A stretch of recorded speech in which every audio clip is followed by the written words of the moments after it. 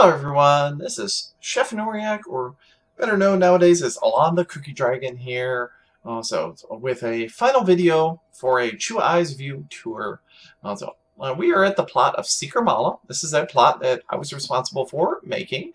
It was a community plot as well too. It was designed to be in the Malgrave Desert in a nice little canyon area and stuff, and not too far off from Strain territory. So it's kind of one of those last, bits of civilization before you actually got to the Strain area. And it was it had a heavy military influence. House Dalakan in particular was very active here. And this is also the location of the Under Rock Tavern, which is just one of several different taverns and cafes that Noriak had kind of populated around. We also had a nice little bazaar, going on here with different vendors and of course explosives. They're very useful as well too. So it's there. And just a reminder for those watching this video, it is currently November 27th. It's after 9 o'clock now Eastern time, which means in less than 24 hours, this is going to be the memory of this place right here. So I'm doing this video today in part for memories, whether there and stuff. Golo is responsible for making some of these vendor booths. I modified some occasionally as well too, or helped out build. And this plot really was a community plot because a lot of different people actually built into it. Yes, I was the plot holder, and I actually did all the terrain that you see around here. But the actual, a lot of the buildings and structure and that kind of stuff were built by other people. I did make the actual tavern that we've got in here. This is the Under Rock Tavern. I was really happy with how this turned out. Yeah, those are actually picture frames, the tables that are stuck into the wall there. Had a little podium for speaking with, and of course jukebox as well too. So it's for music. The custom jukebox, and then they had that new one come out. So it's like, hey, it had to use that. That there as well. We've got here a nice little floating table. I've gotten this from somebody else's plot there. It's made with tablet computers. That's one thing I loved about this game. You could combine so many objects in so neat ways as well too. So it's, here's Nellie, the bartender. There. So she's actually a lot younger than she looks. They just happen to have this natural hunch and stuff. So I love them, those cat people. I wish they had been a playable race. Of course, if they had been there, might not have been a Noriak. They're there. So or there might have been just would have been one of these. There. So and of course a nice little kitchen down here as well too. I really wanted to put a little more details into it, but I was trying to behave and to make sure that there's a lot enough items for other people. And a karaoke stage. It's important. With a from what I've told from somebody actually that did one time click on the panel there as well too, which teleported them with it there. So, but I thought it was neat. They're there, and good decoration. Of course, we have Chewa tables up front. They're there, and then other people in the back. They're all ready to enjoy their karaoke at the Under Rock Tavern. All right, now we're gonna go check out some more locales here. I'm gonna go. There's actually a very circular route to the whole entire place. So we're going to take that circular route and then come around. There's a little mine in here. They're there. So I had actually, this is an actual plot. If I brought Seeker Molluh on here, I could turn it back on. They're there. Just pay the cost. And boom, it became a mineable area that was open to the public. And then a lot of people didn't realize, hey, there's a little crack in the wall. Oh, what do you know? There is a staircase. And boy, does it go up. They're there. So we're going to take the staircase. And there was a lot of people who didn't realize just how hidden it is. You could tell this was definitely Chewa influenced, at least here. You could also get off at certain points throughout, whether they're just for a, different views and explore around, whether they're, so there were actually little, was it Easter eggs, so to speak, or little hint. There was the Golden Skull Challenge. I believe there were 4 of them in total. Whether they're, that may have changed. Whether they're, but yeah, this is one of the golden skulls here with a little shrine. Kind of, who knows why it's here. At one point, I swear, I got a Vind, kind of worshiping it and stuff. You know, hey, you know, that's those Vind. You know, they get around to. They got to get some culture and everything. Yes, that is a window into something. We're going to go there in a moment. Oh. All right, back into the staircase, if I can find the entrance. Yeah, just because I made the place doesn't necessarily mean I knew, you know, could navigate it too well. All right, over here, yes, we have a door. This is the nice little inn here. We actually had basically a nice little hotel that was built right into the rock here as well. And a couple little chambers and rooms. This actually was modified and built up by a couple of different people and kind of changed hands at different points. Whether there is, we would have somebody who would be, you know, kind of proprietor of it, and then for one reason or another, they didn't want to be anymore, and so somebody else would take it over. And you know, they had this basic space to work with here, and then once you had that, you had this space here to work with, and people, and a certain item limit, and people would make their own little things and stuff here. So this was really nice how this was done up in here as well too. So again, I kind of designed the space over there and the whole layout and stuff, so that, and then the people could modify it to their liking. Those who were in charge of it. All right, we're going to keep on going up here. Yes, this does go up for a while.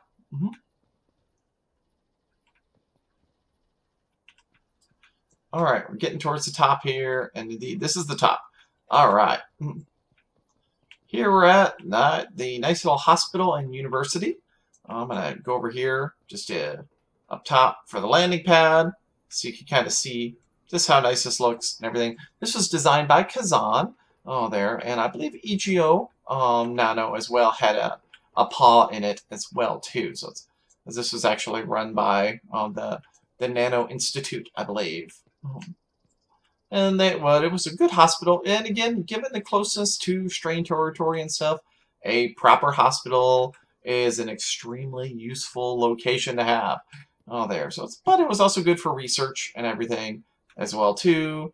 Meeting chamber there. So it's general computer and stuff with that as well too. And of course, research lab with of course some strain samples in there. So and you could get out back as well too.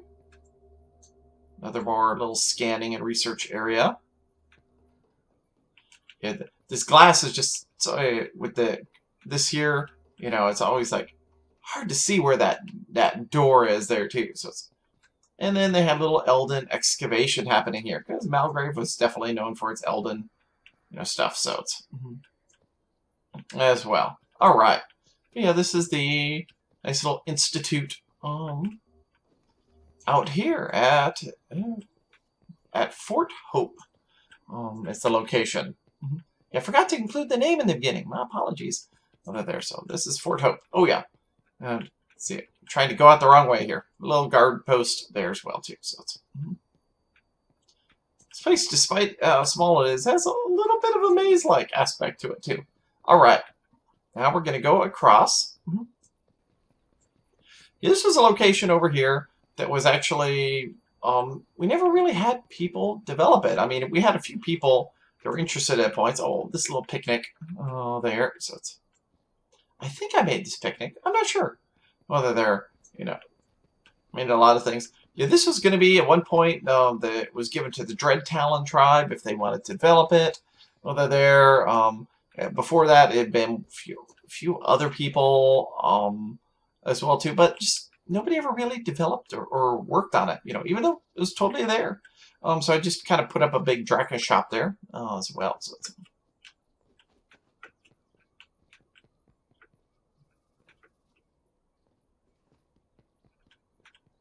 I think somewhere around here, one of those golden skulls was too, but I know there was one like up top and in the cracks or whatever, but things kind of moved around at points. So it's possible that it, you know, may not be so easy to find nowadays.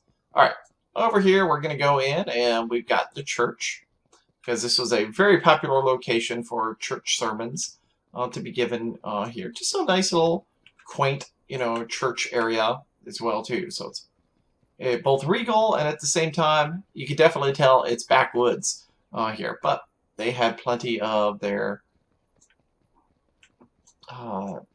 niceties as well too, and you know, it's a proper little, as I say, kind of back area church there. And we also had up above it here.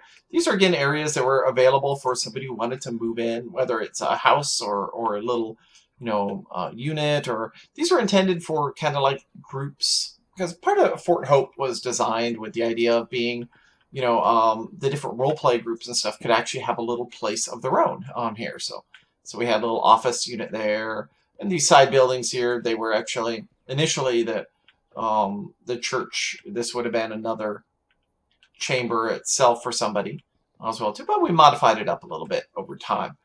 Nice little Eldon statue, everything there. This here, of course, being the Red Tail gang. You know, they were the Red Tail Collective. They were popular and very interested in Eldon artifacts because, you know, there's a lot of money in them, and some of them are really powerful too.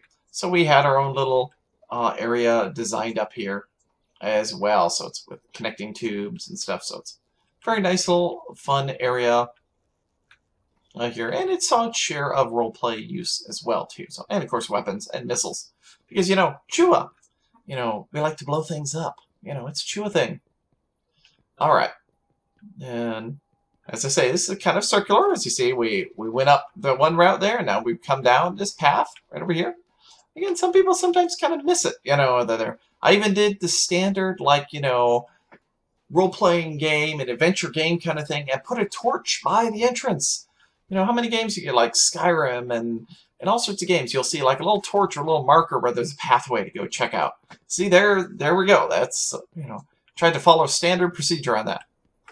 Yeah, the reason these wooden beams here are, because this was going to be at one point developed by somebody else as well too, but again, we didn't really get a partner. Basically, the beams there were just to kind of mark off the area of, you could develop in this area, you know, and you have a certain item limit. Again, being on the verge of strained territory. Oh God, that scared me. You know, yeah, that Draken talking to me there all of a sudden. So it's over there. But yeah, anyways, you know, we have to have good wall, good defenses. You know, some good troops over there as well too. So it's all ready to go. And this was helped developed by House Dalakan there. And of course, they have a barracks set up here, teleporter, radio, and comms going on. But yeah, this was all wonderfully done as well too. Yeah, House Dalakan built all this there as well. Just kind of built it right into the mountain effectively, because this I'll show you from the outside that this is basically built into the mountain here. But that's kind of how I intended the place when I was developing it, is to actually have it be that everything is kind of built in and worked into the whole, you know, frame of the location. So it's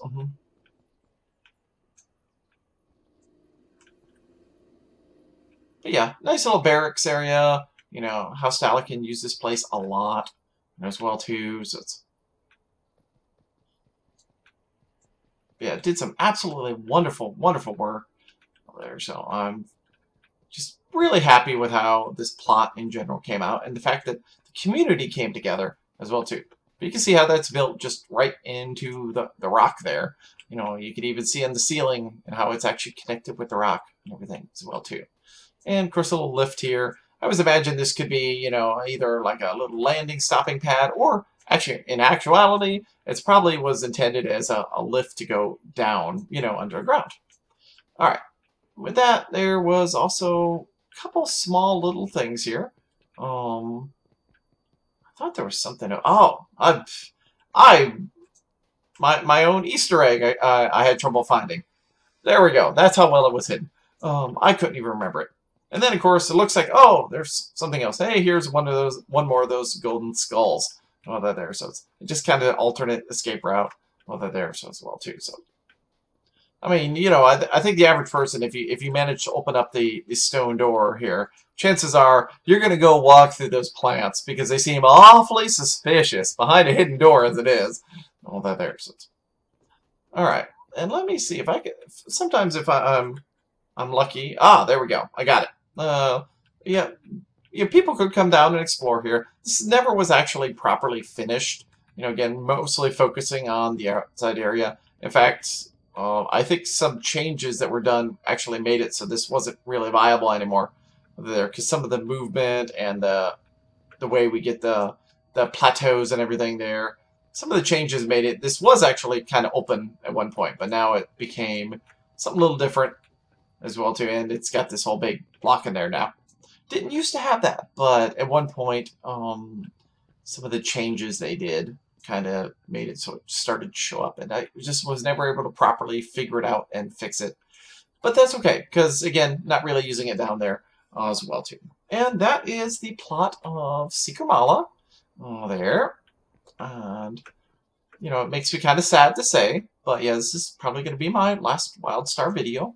But there, who knows, maybe I will check out some of the private server things that are going on, because I hear there's somebody's got a private server thing going on. There's others trying to develop a thing as well too. Some people have been doing reclamation efforts and restoration and trying to keep things organized and just memories. And that's kind of why I'm doing this video tonight, so close to the end of time, whether they're for the game. It's just memories, so because there's a lot of good memories to be had from this game.